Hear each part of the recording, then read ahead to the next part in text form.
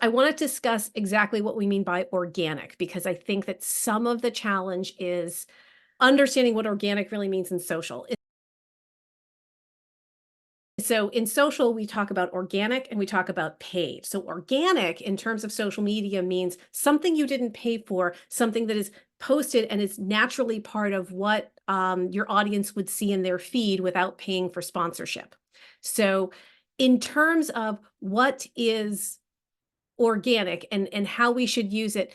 Yes, you should be using organic social. You should be posting to your feed. You should be doing it regularly. Can it be scheduled? Absolutely. There's nothing wrong with scheduling stuff in advance. So planned messages are fine. Scheduling them is fine. And people looking at them in advance is totally fine and probably for the best.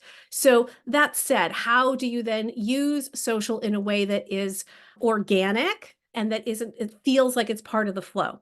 I would suggest that you first of all have some planned posts, but then you can go into the feed and interact within the feed. That type of organic interaction is something where you're going to see other people's posts and respond to them. You might post something in response to something else that you've seen, share something that someone else has put out there.